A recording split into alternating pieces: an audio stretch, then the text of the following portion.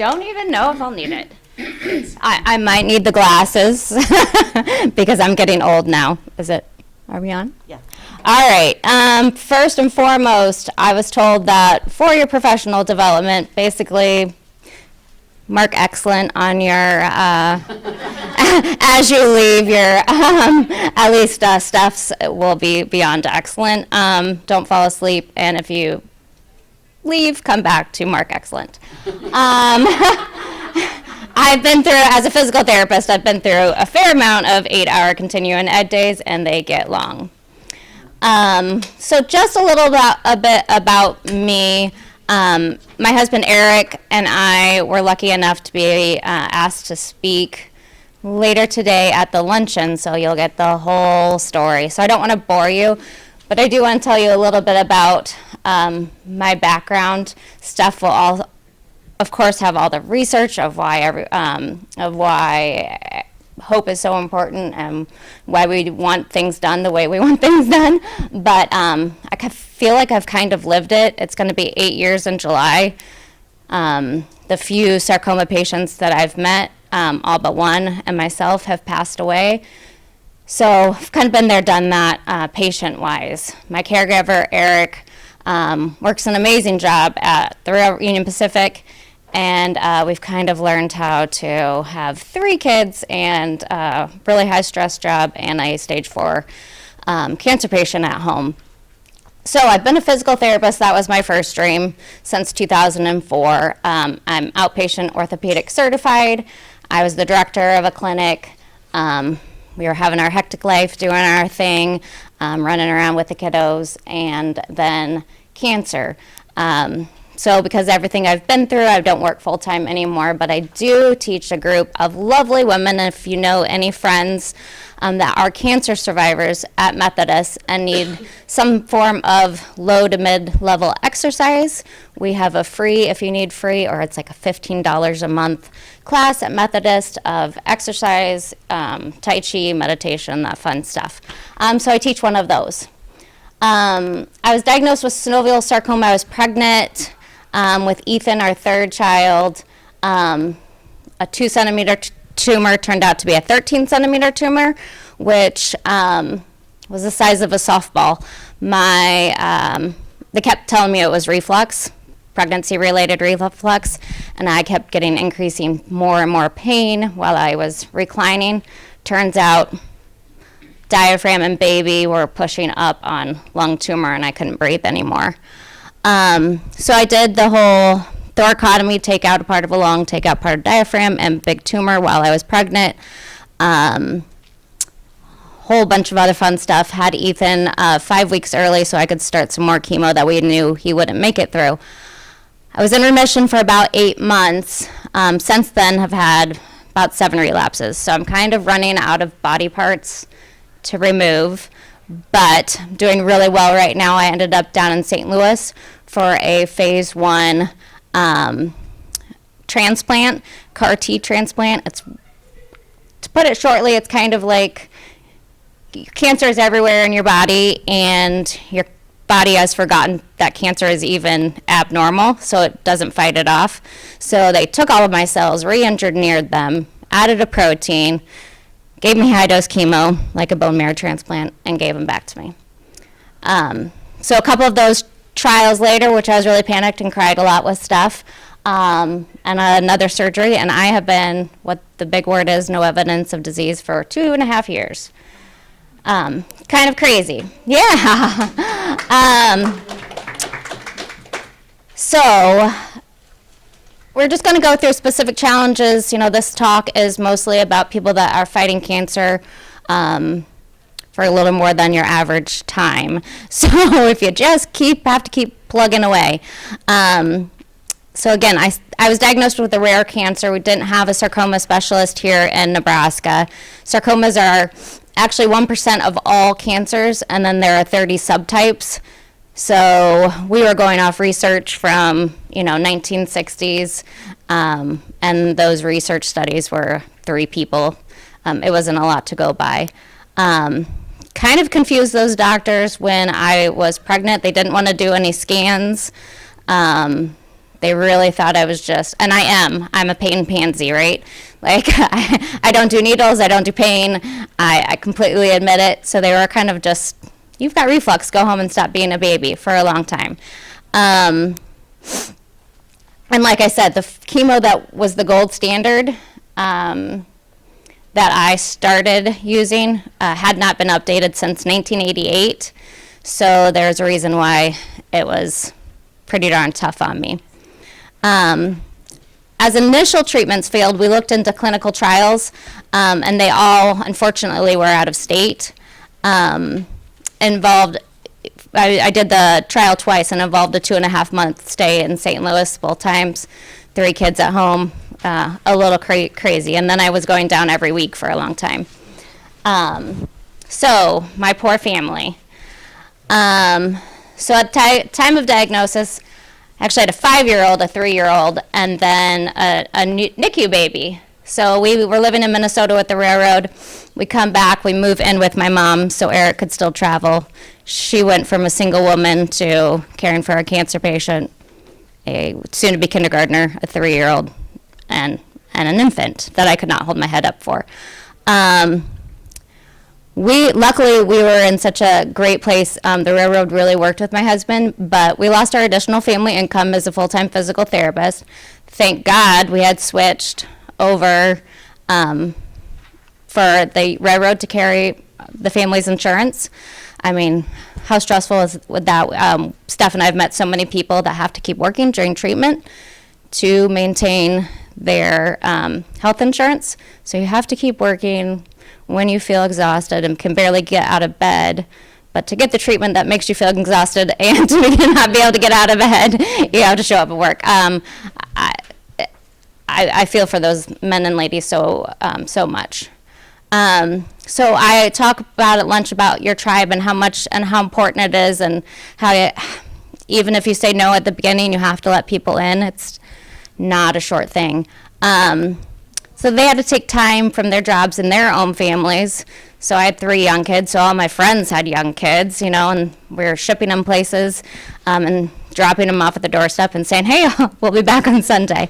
And then, my chemo was inpatient. I was terrified of needles. I was terrified. I'd been a physical therapist. I'd worked in the hospital. I knew that sometimes you push the button, the call light, and it was half an hour before someone came to help you pee. So I did not. Someone was at my side all the time. I was a very high maintenance patient. And then we began traveling to St. Louis, and that got expensive. And mostly for us, just took a lot of time. Luckily, Eric and I both went to St. Louis University, so we had a network of friends down there. My college roommates still lived down there and had extra space for us, but boy, would that be hard going to do chemo and then going to the hospital hotel, which they're not fun, at night for weeks at a time. So I'll talk a little bit more about this at lunch, but challenges of telling your kids about cancer. I tell everyone I was super lucky. My kids at 5 and 3 don't remember any world outside without cancer, right? I feel for those who come home one day and have to tell their teenagers, their young college kids, even those 11, 12-year-olds, those pre-teenagers, that those kiddos, they've heard of the word cancer. Maybe it hasn't affected them in their life, but they know the word is scary. My kids, luckily, hadn't known anyone that had cancer before, hadn't had any experiences with family or friends. So we walked home and said cancer, and they had no reason to believe that I wouldn't come home or things weren't going to be fine. My recommendations, if you're a social worker in here, I appreciate you and I heart you. But the first thing, my mom, who's an old school farmer, I was crying, still pregnant. Someone had given me a book, and I was asking about all these things, how I was going to tell my kiddos and how we were going to treat them. And she's like, throw that book away, just like she did when I had the first baby. She's like, throw that book away, just keep him awake, run the vacuum, don't let him use you as a pacifier. Okay, all those things. She was right, and she was right about throwing the book away too. So Eric and my mom, obviously my mom had become a big, huge, like, parent unit in our family. Kind of just decided along the way that we were going to maintain our routine, maintain consistency. The most important thing that we did is we never said everything that, I did get this from a social worker, never promise something that you don't know that you can't follow through with. So we never said, like, mom's gonna do awesome and beat this. We always said there's a lot of really, really smart people working in multiple hospitals across the country to make sure that mom comes home. Eric, my husband, would have done really well in the military. We kept running our family, very militant. Bedtimes were the same. Sports activities were the same. You just did not know who may take you or pick you up. It actually, I believe, made my kids become very flexible. I've never had one of my children be afraid of going, like, having a sleepover. It got to the point at the 6th or 7th surgery where they, and this was an oops, kind of related mom has another tumor to a sleepover. A little bit of a vacation, but you know what? I look back on it and I'm like, that's okay. We told them, as long as you've seen that person before at pickup, as long as it's not a complete stranger, if it's a friend of a friend of a friend, get in the car with them after school. And people, we said, you'll hear about this at lunch, but we said no a lot at the beginning. We have this tiny, tiny immediate family, which is like the 3 of us and my sister. But we thought at the beginning we could handle it. I thought, heck, I'm going to be done with this, right? Just get through stage 3, no big deal, I'll get through this tumor. We didn't say yes to everybody. We didn't want to bother them. Once, halfway in the middle, we realized this was going to be a marathon. We started saying yes. You can't do it by yourself. People want to help, and a lot of people just don't know what to do. So, oh my goodness, tell them. Tell them. I had one of my friends, this is so funny, say, I would love to take your kids for a play date, but I know you just want to cuddle with them on the couch. And I'm like, no, my kids want to cuddle for like 5 minutes and then they want to go and I can't get off the couch. I don't want them, there's obvious some realities about my life, but I don't want them to hang out on the couch. Please take them. So sometimes it's just education. So yeah, this is Garrett shaving. I lost my hair 3 times. So I think this is the 2nd time. We let the kids shave my head each time. I think there is one part that my little one Addison gets in there. It's all quite hilarious. Shaving mom's head bald. So, I remember talking with Steph and going down for this phase 1 trial. That was like pretty much at the bottom of my bottom, right? It was the last resort. It had been trialed on rats. I was the 2nd patient at St. Louis. I was pretty much like planning my funeral that night. And she said, guess what? At least with the phase 1, everybody gets the drug. You just don't know how much of the drug you're going to get. I'm like, well, hey, there's a good, awesome. So that was something to be happy and pray about at night. There were lots of bumps in the road. Multiple hospitals had to get involved, multiple doctors of all kinds. So of course, I had a great physicians, love and am friends with a lot of my medical professionals now. Of course, there's things that I would love to change in the oncology world, right? Like, who wouldn't? So, in my perfect world, if we had more time, I would tell you how I actually found out about my diagnosis. It was not the doctor who told me. It was a priest that came before the doctor got there. He had found out that I had a big old tumor at rounds in the morning and forgot to check with the doctor. That's a rough way to start. I ended up going to a different doctor for oncology just because somebody had to be the poor guy and I was mad at her. So I would love if there would be a social worker assigned at diagnosis for the patient and the primary caregiver. My God, so much harder on Eric and my mom than it was on me. I just had to lay there, right? There's so many things that if I didn't have a good support system, the hours and hours on call with insurance company to get these trials, qualify for these trials, qualify for additional chemo when like, hey, I've already tried this chemo, and they start saying no to the next. I would love to have been more personally involved with my medical team on how I wanted my treatment of care to go. And this is 7.5 years ago now, so I know things are changing. We have people in patients in our groups telling us how things are changing, but when you're on long-term chemo, how are you gonna go live and love life still? Like really, if you're gonna be on chemo forever and you really want to go to Florida or Hawaii or wherever, shove the freaking chemo 2 weeks. Like, it's probably not gonna be the do or die of it all. I think that is so important to give you a break, to keep the hope going that there are things to live for. And if you can be involved in that, that is awesome. I would have loved, so Eric and I stayed here in Omaha for about 3.5 years for treatment. And then my oncologist was like, well, this is kind of all we can do for you. I had to search out my oncologist in St. Louis just for a second opinion. I wish I would have done that at the beginning, and I wish I would have as soon as I hit, stage 4 or even had a knowledge that like, hey, this is going to go on for a while, start asking about clinical trials. They are not all, I'm like standing here in front of you somehow alive. They are not all just you doing it as a favor for someone else because you're still going to die, but you are advancing science. I didn't really give a crap about advancing science. I wanted to live, but it can work.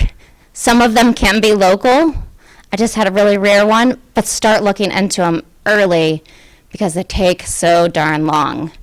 I got lucky because I hit the right timing. I hit the right place and technology. If I needed it 6 months before, it wouldn't have been around. So you just have to stay on top of those. So ask a social worker, tell your nurse, tell them you're interested.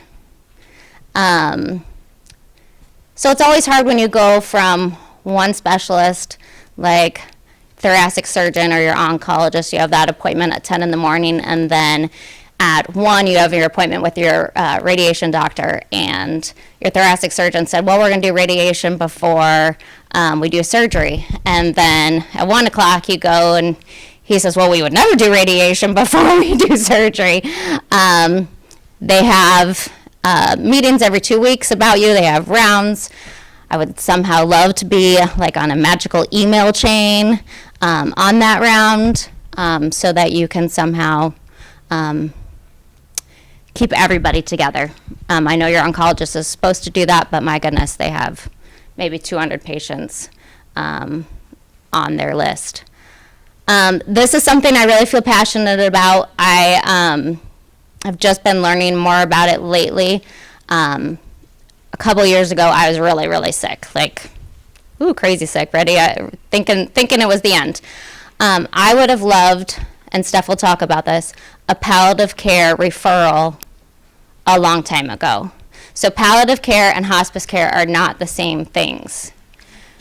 I got into a lot of more angst and more work than I needed to. I had these massive surgeries where lungs and ribs and diaphragms are taken out, but we are in such a world where you don't want to write narcotics. So your oncologist says, oh, I'm done with you, or your surgeon says, I'm done with you. You need to get that from your family care doctor. And your family care doctor says, well, that's out of my range. I'm not writing you 1 tablet for a narcotic. A palliative care doctor, sees the big picture of things and is not afraid to talk to you and write, and it's not just about pain meds, it's about alternative meds, but Steph will talk about that. But my goodness, I would have loved for someone to have told me that I don't need to be actively dying, is not hospice, to see a palliative care doc. A nutrition, at least like a referral as soon as you're diagnosed, a nutritionist, and like somewhere at like a 2, 4, 6 month mark. I got diagnosed. I was very healthy. I was pregnant. I was running 5Ks. You know, I was probably at the healthiest point in my life. But I never ate a green bean, like, if you would have paid me. So somehow I turned inward, and I was like, well, shit. It's because I didn't eat my green beans, right? And I had 2 slices of cake at Addison's birthday instead of 1. And sugar becomes and it's happened to some of my friends. And then you get down to the point where you only want mashed potatoes and a piece of cake.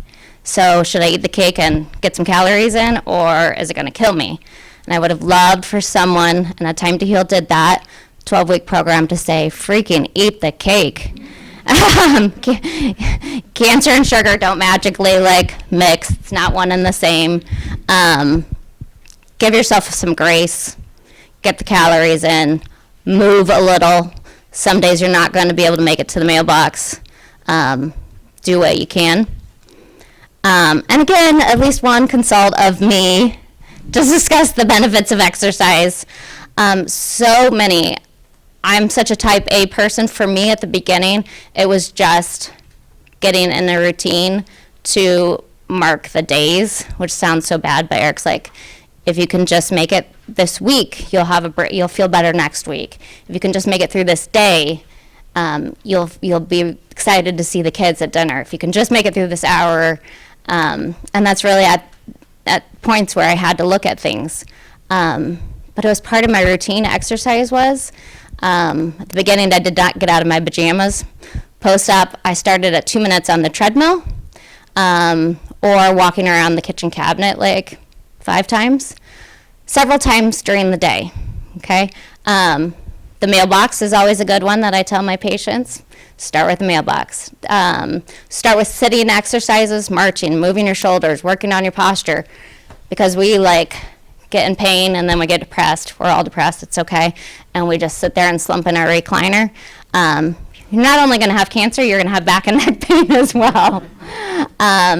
It actually, the endorphins that you release actually improve your activity level, decreases your fatigue, which seems completely opposite.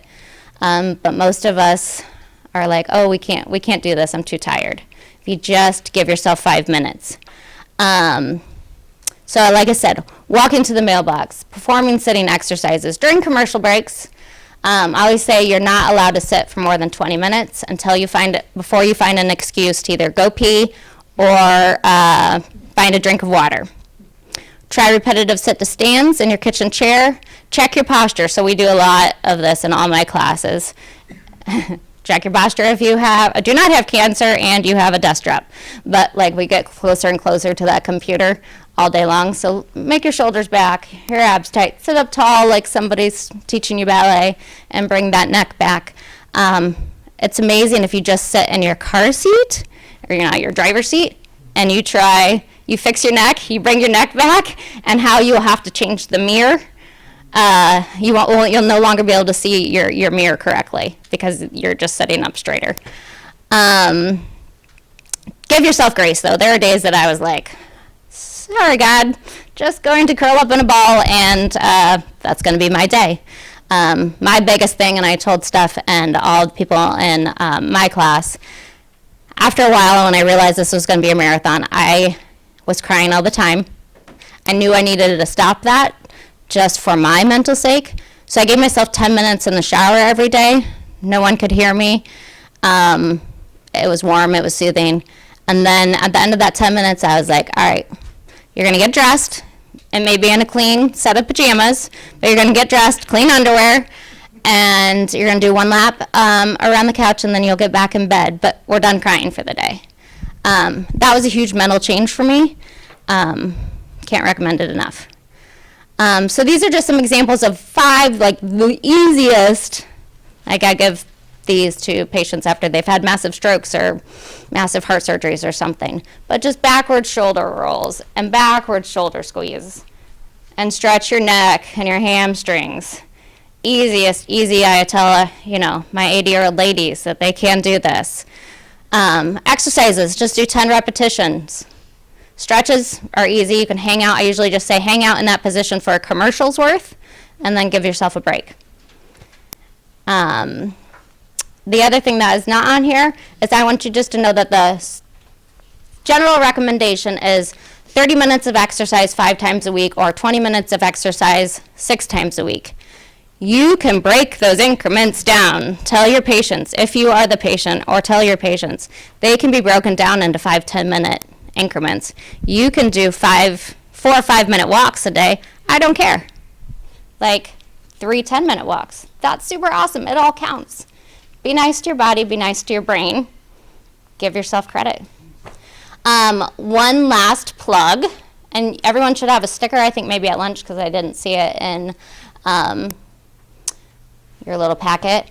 2 of my girlfriends who, Taylor Cochran, who is fighting an aggressive ovarian cancer, and Emily Bartow there on our right, beat a brain tumor once already. We have gotten together and we're like, oh my gosh, like this is a crazy life, trying to be somewhere between, mid-20s to 50s, and like what in the heck do we do? We wanted to find a way to like give back to this awful disease that happened to us, and just to feel somewhat of a purpose. So you'll have a sticker that says loveblackbird.com somewhere out during the day. I would love for you to check it out. It's just a blog about these, me, but these other 2 beautiful women. And give the sticker to someone if you run across somebody that's younger and diagnosed. Maybe have them check it out. It just answers some of the questions we wish we would have known when we were diagnosed, or knew that we were not alone while we were going through treatment. So here's your much more informative Steph Korleski. Thank you, Becky. I don't know that I'm much more informative. I don't think you can get a whole lot better than actually hearing from somebody who's actually been through this about what it's like. And Becky's had a fantastic story. I remember even though both of our husbands were UP guys, I met Becky and Eric when they first came to A Time to Heal 7 years ago, yeah. And just even trying to maintain a job, at all for him, and try to go through all of this, and as well as trying to take care of Becky, and your mom was fantastic. I mean, it's, like she said, it's a marathon, and it's a marathon for the whole family. So there's all that to go through, too. Just for my benefit here, how many of you are healthcare professionals? Okay, and how many patients? Okay, all right, so we've got mostly healthcare professionals in here, so that helps me to know who we're talking to a little bit. When they asked us to do this, I actually went to the metastatic cancer support group that I had been running for the last 7 years, and I asked these guys, what would you want people to know?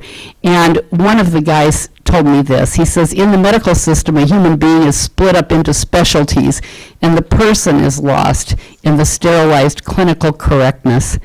Empathy is a form of recognizing the complete and unique person.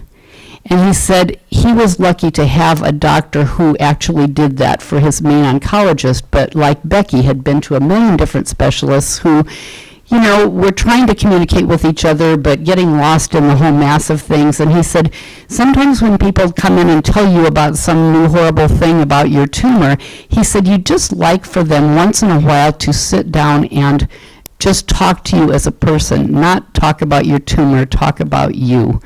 And he said, it's not just about my cancer, it's my life. And I think that's probably one of the biggest things for healthcare professionals, and I think I'm probably kind of preaching to the choir here in the sense that most of the oncology nurses and social workers that I've met go out of their way to try to do this. But it's not necessarily that way throughout the entire medical system. And when we get overworked, overtired, the stuff that is old hat to us is brand new to this person. So we always have to be really respectful of the fact that, especially when you're getting into an advanced or chronic cancer, most people go into their cancer treatment just like deer in the headlights. They're shell-shocked, from the time that you get your first, bad mammogram, or something's weird, or on a biopsy, or something's weird on an x-ray or something. From that time to the time that you're in surgery and in cancer treatment, a lot of times it's less than 2 weeks. People's heads are spinning. They haven't had a chance to change their dentist appointment, find a babysitter for their kids and all that. They're just completely shocked. And so when you go through and you're trying to explain things to people, a lot of times they miss everything. I used to love Gary Larson cartoons, and one of my favorite ones was this thing, and it says, what we say to dogs, and it's, oh, Ginger, you're such a good girl. I love you, Ginger. I love you, Ginger. And what dogs hear is, Ginger, blah, blah, blah. And I gave this to some of our oncologists one time. I said, you've spent 20 minutes explaining their tumor, and what they heard was cancer, blah, blah, blah. And one of my favorite surgeons up at the hospital I said, you're going to have to explain this again. He's like, oh yeah. He said, I know that. He said, I usually explain it to my patients for the next 3 or 4 visits. But he said, if I don't do this on the first visit, they're going to think I really don't know, don't care, and I'm not giving them enough attention. But if I do it, I know that I'm just talking to myself for the next 20 minutes because they can't. I can see it in their eyes. And I think that's a respectful person. He really knows that piece. But we do have to give those explanations and let people know. I think one of the important things to show empathy is asking them how their lives are. How's your life going? It's not just your cancer. How are you feeling? What kind of side effects are you having? How's your life going? And then you'll start hearing more about how this is affecting, them, their spouses, their jobs, their children, their finances. A lot of times, too, I think a piece of empathy, like Becky said, it's important to have social work involved in this.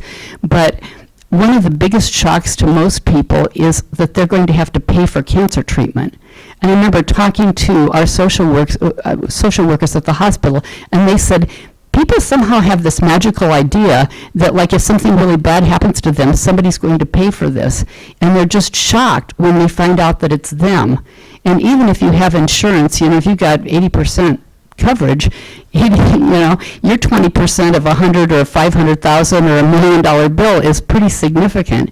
And you know how expensive some of those drugs are going on. So all of that kind of shock is terrible. But then, if you add to it the fact that now maybe your cancer's come back, or maybe you started out this way, but they tell you that you have a stage 4 cancer, and they basically tell you it's not curable, but it's treatable. Well, in the first place, we know that that's not really true, right? Yeah. And it was interesting. I was doing some research on the CAR T stuff, and I think the first people that went through CAR T therapies way early on for different cancer are now 9 and 10 years out with no evidence of cancer. And some of the doctors are beginning to say, maybe this is really going to be a cure for some of these things. Of course, we can't use that C word. We use the other one all the time, but we can't use that word. But you don't know for sure. So I guess the biggest thing that you need to do with the empathy is that regardless of how bad the news is, we have to find some ways of maintaining some hope. And there's always a treatment. There's always something that we can do. And they need to know that, and they need to hear it up front. And, early on you can go piece by piece with which treatment is next, that sort of thing. And like Becky says, if it looks like you're going to have a complicated patient, bringing up the idea of clinical trials and the fact that those things exist and that there are new things happening all the time, I think stories of hope are always, always good. The other thing I think is really important for all of us as healthcare professionals, and for the patients as well, is what good is it to save a life if that life has no quality and you're miserable the whole time? We have to find some ways of keeping quality of life for people. And this is Viktor Frankl, one of my favorite people, Holocaust survivor and psychologist. And he said in his famous book, Man's Search for Meaning, everything can be taken from a person, but one thing, the last of the human freedoms, to choose one's attitude in any given set of circumstances, and to choose one's own way. And it might be kind of hard to think about how do you maintain a great attitude when you're in the middle of a Holocaust camp, or which feels very much like that in the middle of horrible, horrible cancer therapy. You're being tortured. The only thing different is that you gave consent on this one. It's really what it feels like. People feel like they're dying, and every day is a little bit worse. And, so how do you maintain that? And I think a lot of it is you really need to ask the patient what quality of life means. To them, like Becky said, maybe they just want to go on a trip. Maybe they just want to have a vacation. I remember one of the people from our metastatic group, her husband had died of ALS while she was in horrible cancer, and she'd been his main caregiver. And she went back to her oncologist, and she was feeling terrible. She was exhausted. She was grief-stricken. And she said, I'm not going to do any more therapy. I just told my doctor I'm done. And her doctor, who I thought was very wise, said, well, what are you going to do? And she said, I just want to go down to Arizona and go spend a few weeks with my friends and just get some sun. And the doctor's like, yeah, that sounds like a great idea, but when you come back, just come and see me and we'll figure out how to keep you comfortable. Well, by the time that she got back, she'd decided that life was worth living and she'd try one more round of chemo. A lot of it is we just have to give people some hope. These are some people that I've known, not actually them, but maybe it's spending time with their kids or grandkids. Maybe that's what they really want to do, and they really want to go to their kids' performance or their song fest or their game or whatever it is. Make that possible if you can. Sometimes it's like work, like they really like their work. They want to do something with their life. And it's important for them to be able to maintain work. A lot of times that's people's identity. And so can they do that? Can we make it easier for them to do that? We had one gal in our metastatic group who traveled more than I ever will in my whole life. I think she went to 7 different countries or something while she was dying of cancer. And she's off in the middle, going on a safari in Africa. She went to Madagascar. But that was her thing. She really wanted to travel. And her doctors were awesome about loading her up with her chemo, and then giving her 3 or 4 weeks off and come back and do some more. I do not believe that shortened her life by messing up her chemo. I think it actually lengthened her life, and it certainly gave her a lot more pleasure to be able to do that sort of thing, because that's what was really important to her. You're not going to know what quality of life is until you ask. And in one of our metastatic groups, one of the gals came in, and she was clearly dying. She knew she was. She was hoping she wasn't, but they had run out of treatments, and nothing had worked for her for a long time. But she was healthy enough that she was dying slowly, And she came in one day to the group, and she brought a list of patient rights. She said, I wrote this up because I know when I'm dying, I won't probably be able to talk to my team clearly about what I want. She had a head and neck cancer, so her speech was becoming impaired. And she said, and these are the things, and she wrote down 20 things that she wanted. She wanted to be talked to by her name. She didn't want people talking over the top of her if she was in a hospital bed. She wanted to be part of the conversation. She had several things like that she wanted. I was going to give you a copy of that, and then, of course, I couldn't find it. But then, on the other hand, I thought, it's not what somebody else wanted. It's what your patient wants. So asking them, what is it that's important to you? As you're laying here in this hospital bed during treatment, what would make this better for you? And like Becky said, don't promise what you can't do, but to the best of your ability, a lot of times we can do those kind of things for people. A lot of times we can give them 20 minutes in the morning she was a religious woman, 20 minutes in the morning where you don't come barging into my room. Just put a sign on my door, saying that there's a doctor in there or something, and let me have my meditation, because if I can't pray in the morning, then I can't deal with all of you for the rest of the day. So whatever quality of life is to them. In terms of building hope and teaching resilience, one of my mentors on this was a friend of mine who lived with cancer for 26 years before she finally passed away. But she was told, 1 year into it, when her cancer came back, that there was nothing else that they could do, and that she wasn't qualifying for any clinical trials. She wasn't sick enough to be on the trial, but she was too sick to do anything else. But she went back to a compassionate oncologist who said, well, we can't do nothing, let's do something. And And she did very, very well, had a long remission, and then lived with metastatic cancer for quite a while. And her thing was, she said, like Becky, do something. She said, every good thing that you do counts. Maybe you hate green beans, but you ate 2 today. That counts, right? Activity, maybe you can't do much, but you can get up and walk around your kitchen counter 3 or 4 times. You can do that. Connections. And she said, a lot of the time when you are most beat up, instead of reaching out for the love from other people, we kind of hole up and we want to curl up like a dog in its den and just go to the back of the room because we're scared. We don't feel social. We don't feel lovable. We're kind of depressed and we just kind of feel like we should just run away. Reach out, even if it's just an email or a text to somebody. Tell them what you need. If you are wanting visits and stuff, that's one thing. But many of you who worked in the hospital, people don't know how to visit the hospital, right? They either don't come, or they come and they stay way too long. And what you really want is like a 5-minute visit, right? You want somebody to pop in, just say, hey, I love you, brought you some flowers, or, just wanted to tell you the latest gossip in the neighborhood, and I know you're probably tired. I'm not going to overstay my welcome. I'm leaving, because you want your people around you, but you don't have the energy to entertain them. And for some reason, when somebody visits us, we feel like we need to be the host or the hostess, and they exhaust our patients, And so, I don't know.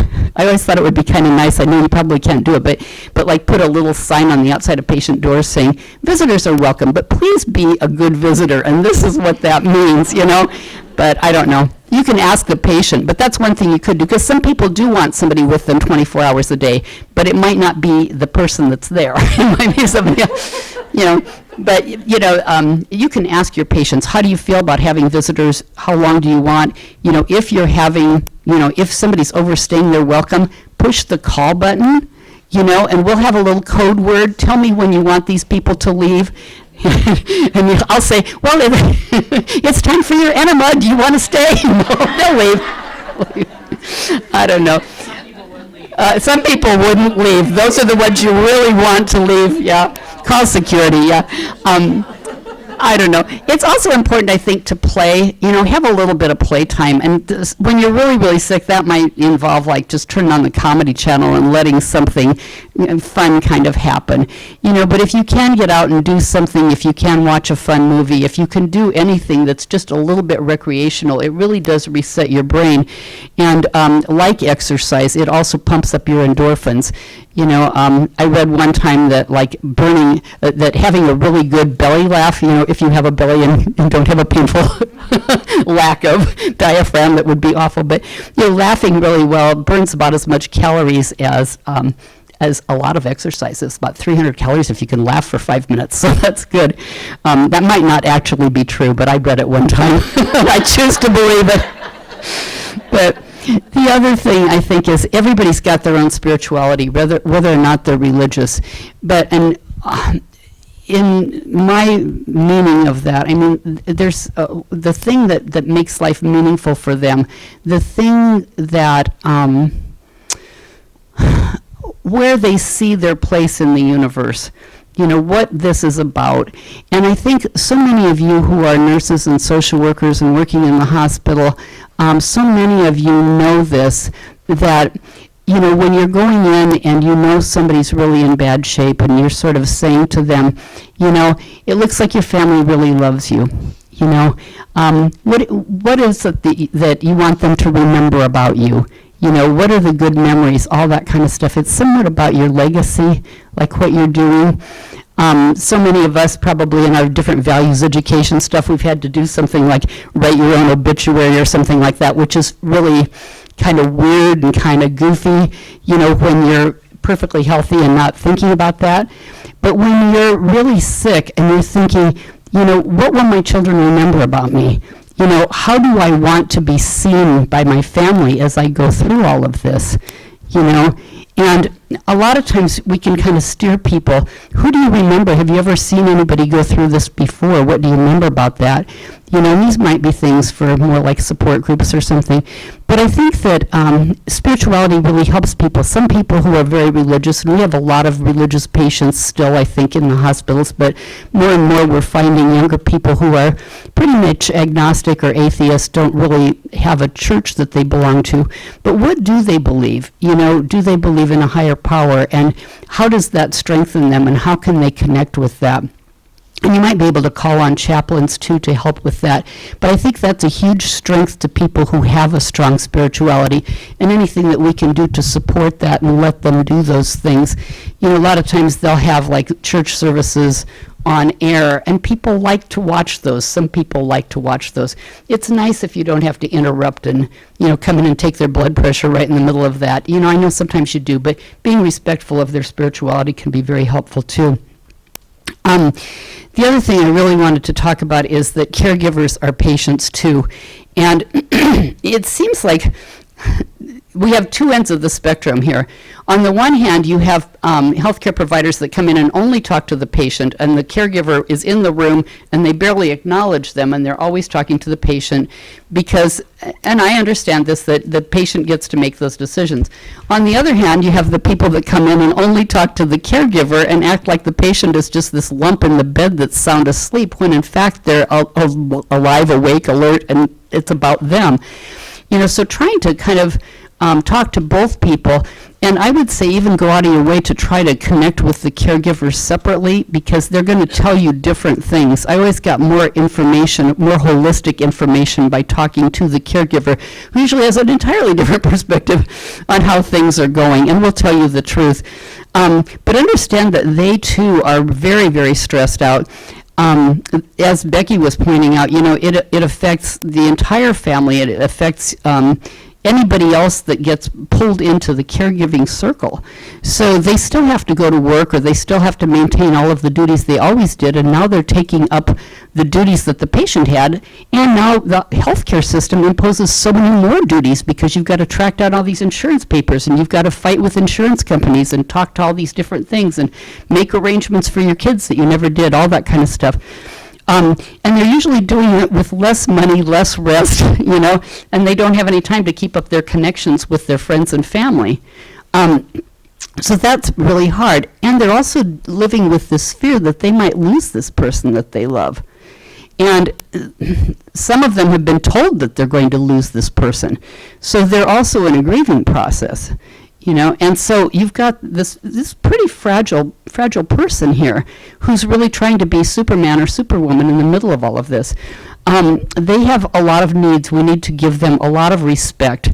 You know, a lot of times they'll be asking questions like, you know, well, can they eat this? And a lot of times people just sort of poo-poo them like, that is the stupidest question. You know, don't do that to them, because it's just a sign of their anxiety. They might be asking a question that you would think everybody would know, but just answer it and be kind. You know, give them a little grace, as Becky says. Clear communication. A lot of times we're expecting them to do things that they have never done before. And a lot of times, you know, we send people home when they really are really medically needy, you know, and a lot of people are terrified. They're just afraid they're going to kill their loved one because they don't know how to dose this medicine or how to change this tube or something. And they may have been shown, but they get home and they've forgotten because they're so stressed. So very clear communication. Anytime that you can, you know, give them a video, give them a diagram, write out the instructions. Don't assume that they're going to know it. And please print, you know, especially if your handwriting is like mine, because nobody will know what it says. They need support, and they need breaks from caregiving. So if there's any kind of a respite program that you know of, and really encourage them to ask for help, you guys are probably the best source for resources. Most patients don't know what's available to them. Most caregivers know even less about that. This is where, like Becky said, palliative care really would come in helpful. I was reading about a hospital in Florida, and the day that you're diagnosed, they put you on palliative care. And I think this is the coolest thing. So a friend of mine's niece was going through stage 1 breast cancer treatment, which would probably be like the easiest form of treatment. I mean, not that any cancer is easy, but in terms of what we're talking about, that's way on this end of the continuum. And that young woman got a palliative care person the very first day of her diagnosis. And under their palliative care department, their look good, feel better, their wig management, their hair, their makeup, nutritionist, exercise programs, everything came under that. So it didn't look weird at all. It wasn't like, oh, you're one step away from hospice, but this is really hospice, but we're just going to call it palliative care and slip it in on you, which is how people feel in Nebraska.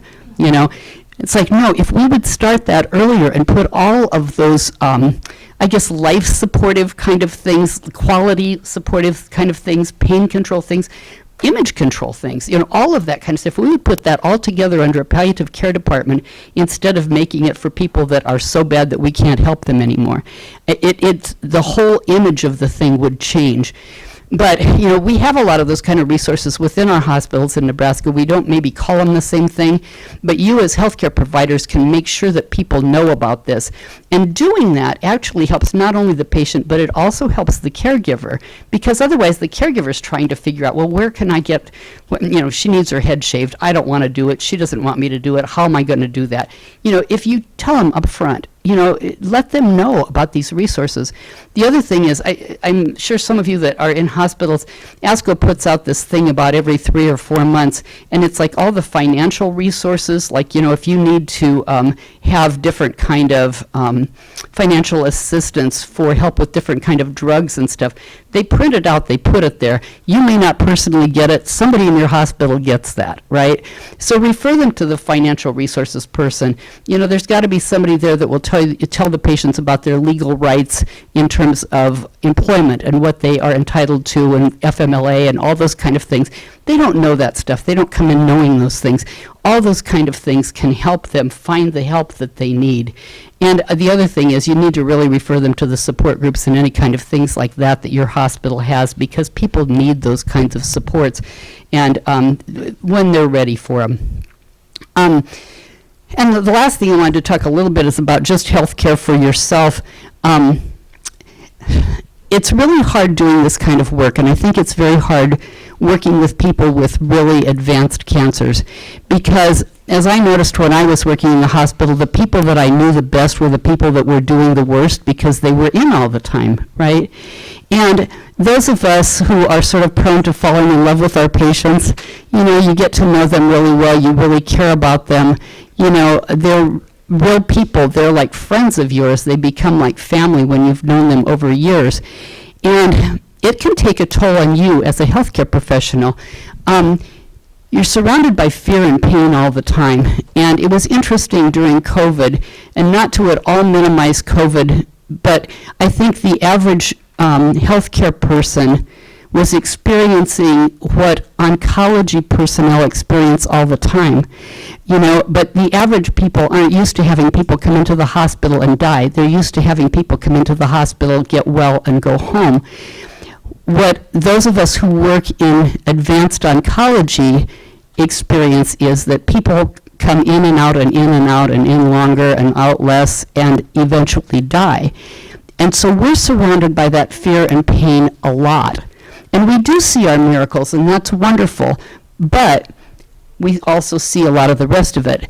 And so you don't last in oncology unless you come to grips with the fact that you're not able to fix everybody's problem, right? And so we find other ways of doing that, right? So I think the way that we try to do it is we try to give them the best life, the best care, let them know that they're loved and respected and cared about. I think we do that a lot.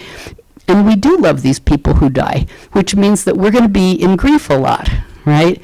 And how do you do that over and over and over again and still maintain your empathy and avoid burnout? And when I was first starting this field 25, 30 years ago, and I had my first patients about six months in, my patients started dying, the people that I had met, and went to my supervisor, who was a wise person, and I said, how do you do this? Because, people are dying, and I really cared about this person. And in fact, before one of my patients died, it was about 2 months before they died, my supervisor said to me, well, you know she's going to die. And I looked at her, and I was so sure that all of the hope and all of the good things and everything that we did in her hospital was going to save her. And I thought, well, that was kind of a snotty thing to say. Why did she say that to me? And I'm like, well, how do you know? I mean, and she's like, well, she's got ascites, this. She's teaching me all this old nursing stuff, that I didn't know as a psychologist. So then 2 months later when this patient died, I'm like, okay, so you were right, and I've got 3 more of them. They're kind of like that too. And she's like, yep, you do. And I said, so how do you deal with this? And she said, this is what I do. She said, if I can, I go to the funeral because I need some closure. A lot of times I can't. And she said, so then I write a card to the family if I've met the family, and I write everything nice that I knew about them and how much they meant to me and sorrow for their loss, whatever. But I always do that. She said, if I don't know the family or it just doesn't seem like a good thing to do for whatever reason, or I'm sending this into the universe, she said, I just write it in my journal. And she said, if I get like little keepsake cards or something you have from the funeral, she said, I keep that. I have a whole box of them every now and then. I just pray on them or I look at them. But she said, I have to have some closure for myself. And she said, and then I go home, and she said, I take a shower, I wash it off, I have a good dinner, I have a glass of wine, and I go home and make love to my husband. And she said, because that's what they would want me to do. They would want me to live life. She said they would want me to live life, and they would want me to enjoy all the things that they haven't been able to enjoy, and that is my responsibility. I have to live life, and I have to be upbeat and happy to go back and do this again for the next person. And I think that's really important, right? We have to take care of ourselves. So you really want to do the best you can to leave work at work and have a ritual for that, Take off the work clothes, take a shower, put on something clean, not just because of COVID, but because you're leaving the day, right? Play good music in the car on the way home. Play uplifting, fun things, or the kind of stuff that you like to dance to, something fun that gets you in a different mood. Have somebody to talk to, preferably somebody who knows what you're going through, like, somebody else at work who does the same kind of work is really good. You get to vent to each other. Remember that even if you weren't able to save this person, every good thing you did for them counted. Every single good thing counts. And not just the stuff that they do for themselves, but the kindnesses that you showed them. That makes a big difference in their quality of life. You always want to focus on the good things about that person. Take your grief. Always take your vacations. You don't want to be that hero at work that never takes a vacation because they're too necessary that they just can't leave work, And you need to take your vacation because you'll come back better and develop your own personal spirituality. I think those things are very important. We are right up on time, but if any of you guys would like to stay and chat about anything, I'm sure Becky and I can hang around for a few minutes if you have any questions. So anyway, thank you so much for your time. Enjoy your break here because you deserve your vacation. I said, don't forget to mark X's